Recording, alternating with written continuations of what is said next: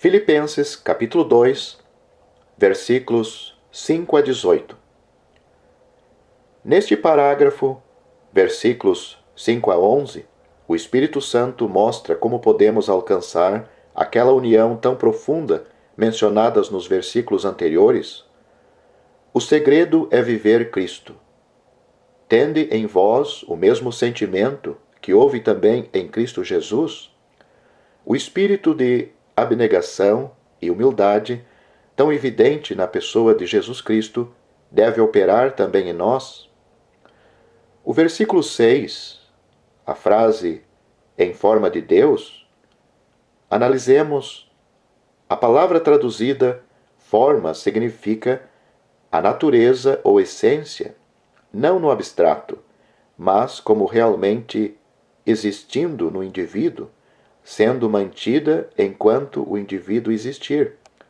A forma verbal empregada subsistindo indica que ele existia nesta forma antes da sua encarnação. Em outras palavras, Jesus Cristo é verdadeiro Deus.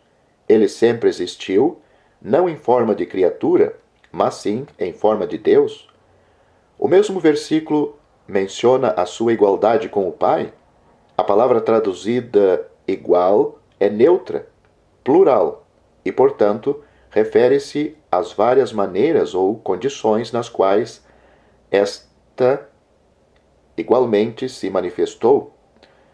Mas ele se esvaziou, conforme o versículo 7, não julgou que a sua posição devia ser mantida ou guardada como tesouro, ele se esvaziou. Isto não se refere à sua divindade, nem à sua glória, nem a qualquer outro atributo seu. Refere sim àquelas manifestações de igualdade com o Pai, que já mencionamos. Ele nunca deixou de ser Deus, mas abriu mão daquelas manifestações de majestade, aparecendo aqui na terra em forma, mesma palavra que temos no versículo 6, de servo.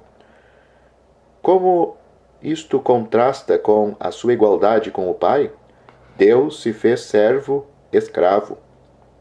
Eis o exemplo supremo de abnegação e humildade.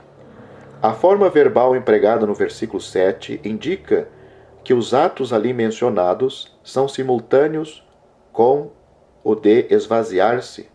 São três frases ligadas, não independentes. A primeira sendo explicada pelas outras. Assim, ele se esvaziou por tomar a forma de servo, sendo reconhecido em figura humana. A palavra figura significa a realidade daquilo que é visível e compreensível ao homem. Isto é, aquele que era verdadeiramente Deus tornou-se verdadeiro homem. O versículo 8, aqui vemos o segundo passo na humilhação voluntária do Senhor Jesus, tornando-se obediente até a morte e morte de cruz. Tornando-se homem, era de fato um grande e importantíssimo passo, mas não era o suficiente para nos salvar. Fez-se homem obediente, e isto até a morte e de cruz. Que contraste com o primeiro homem! Este, sendo homem, quis ser igual a Deus. Gênesis capítulo 3, versículo 5. Mas aquele, Jesus, sendo Deus, fez-se homem. Versículo 9. Ele se humilhou, Deus o exaltou. Voluntariamente ele assumiu o lugar mais baixo, mais desprezível. Deus lhe deu o lugar mais elevado, de maior honra. Deus, como homem, veio aos homens. Agora, o homem Jesus está à destra de Deus. Tudo isto ilustra as palavras do próprio Senhor Jesus. O que se exalta será humilhado, mas o que se humilha será exaltado. As ocasiões nas quais o Senhor usou estas palavras são instrutivas. Primeiro, Mateus capítulo 23, versículo 12, em relação à autoridade. Segundo, Lucas capítulo 14, versículo 11, em relação à posição ou honra. E terceiro, Lucas capítulo 18, versículo 14, em relação à salvação. Analisemos o versículo 10. O nome. Deus lhe deu o nome que está acima de todo nome. É aquele mesmo nome que foi e é tão desprezado entre os homens. Pois ao nome de Jesus, todo joelho há de dobrar e toda língua há de confessar que Jesus Cristo é Senhor, para a glória de Deus Pai. Note bem a menção neste contexto dos que estão debaixo da terra, uma referência clara aos condenados. Eles não são mencionados em Efésios capítulo 1, versículo 10, pois naquele trecho o Senhor Jesus é apresentado como cabeça do seu povo. Aqui ele é apresentado como Senhor universal e todos, inclusive demônios e homens rebeldes, terão de reconhecer a sua soberania e senhorio. Compare com Apocalipse capítulo 5, versículo 13. Jesus é uma transliteração do nome hebraico Josué, que significa Jeová é Salvador. Neste nome dado ao Senhor Jesus, antes do seu nascimento, estão reunidas a sua divindade e a sua humanidade. O versículo 11 mostra em confessar a supremacia de Cristo. Deus é glorificado. Glorificando-se ao Filho, glorifica-se ao Pai. Aquele que se fez servo será reconhecido como Senhor universal. Vamos analisar agora os versículos 12 a 18. Aqui encontramos uma série de demonstrações, isto é, exortações, baseadas em ensino. Paulo recapitula, repetindo várias coisas já ensinadas, para aplicá-las com mais insistência. Versículo 12. Obediência. Logo após o exemplo supremo de obediência do Senhor Jesus, o servo perfeito, Paulo introduz a obediência dos filipenses. Se amassem a Cristo, não podiam fazer outra coisa senão obedecer.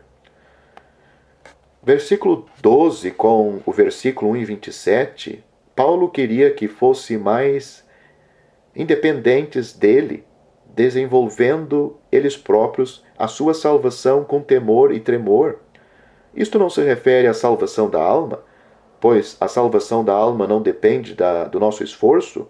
O contexto mostra claramente que Paulo está pensando no perigo em que aquela igreja se achava. O desentendimento entre Evódia e Sintique procurava-o muito, preocupava-o muito, e ele bem compreendia a realidade do perigo que isto constituía para a igreja.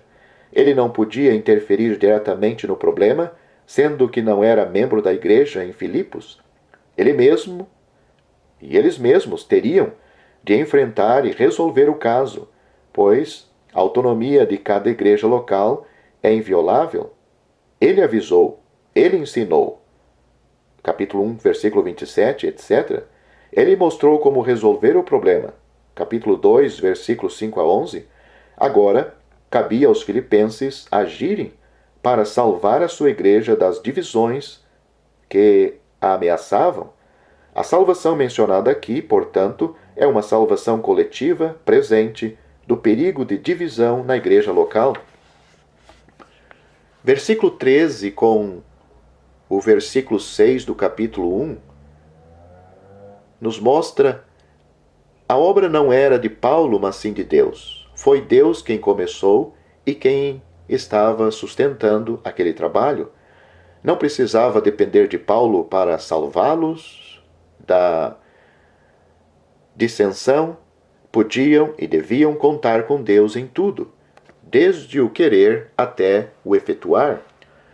O versículo 14 combina com o versículo 27 do capítulo 1.